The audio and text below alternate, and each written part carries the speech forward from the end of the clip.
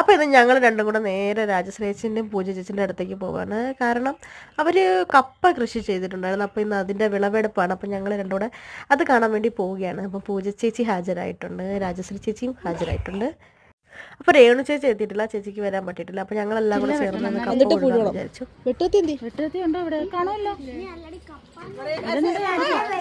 ഞങ്ങളങ്ങനെ വെട്ടുകത്തിയും മരകൈതങ്ങളും എല്ലാമായിട്ട് കപ്പ മുറിക്കാനുള്ള പരിപാടിയിലേക്ക് തുടങ്ങിയിട്ടുണ്ട്. അപ്പം ഈ ഹിന്ദിക്കാരി ദീദിൻ്റെ വീട്ടിലെ താഴെയാണ് ഞങ്ങൾ കൃഷി ചെയ്തേക്കുന്നത്. കാരണം ഞങ്ങൾക്കൊന്നും താഴെ സ്ഥലമില്ലാത്തതുകൊണ്ട് അങ്ങനെ ആ ദീദിയും കൂടെ കൂടിയിട്ടുണ്ട്. പിന്നെ ഞങ്ങൾ ബഹളമൊക്കെ കേട്ടിട്ട് കുറേ ഹിന്ദിക്കാരൊക്കെ വന്ന് കുട്ടികൾക്കും ഭയങ്കര ആകാംക്ഷ. കപ്പയടി എന്ന് പറഞ്ഞ് പിള്ളേരെല്ലാം നിൽപ്പുണ്ട്. പിള്ളേർക്ക് കപ്പ എന്തോന്ന് വെച്ചാൽ വലുതായിട്ട് അറിയത്തില്ല. അങ്ങനെ എന്തായാലും ഞങ്ങൾ എല്ലാവരും കൂടെ ചേർന്ന് അതിനെ വളരെ കഷ്ടപ്പെട്ട് മുറിച്ചെടുത്തു. കാരണം നമ്മുടെ നല്ല രീതിയിലുള്ള വെട്ടുകത്തി കാര്യങ്ങളൊന്നും ഇല്ലാത്ത കാരണം മുറിച്ചെടുക്കാനൊക്കെ വലിയ ബുദ്ധിമുട്ടായിരുന്നു. അങ്ങനെ ഞങ്ങൾ എന്തായാലും ഒരുവിധം അതെല്ലാം നല്ല വൃത്തിക്ക് കുട്ടി എടുത്തിട്ടുണ്ട്.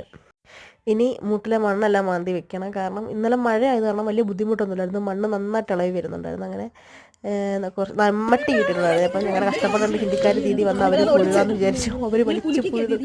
അപ്പോഴാണ്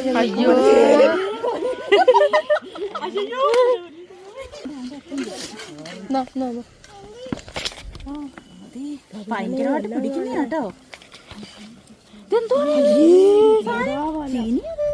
ഇതെന്നെ നരണ്ട് തരുന്ന പോലെ സമയം എടുക്കും തോന്നുന്നു ഇല്ലയോ? അപ്പൊ എങ്ങനെയാ इसमें ज्यादा निकला कप्पा ഇത് തിന്നിയോത്തി പോയേക്കുവാ. യോ ചേച്ചി അതെന്താ എന്റെ അമ്മേ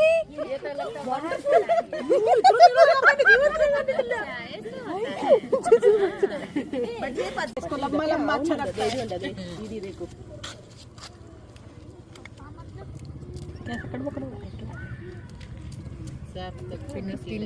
പിന്നെ കഴിക്കത്തില്ലേ? ये चीज खानी होती बीच वाला पार्ट अंदर अंदर वाइट क्या लकड़ी है അത് തടിയാടി.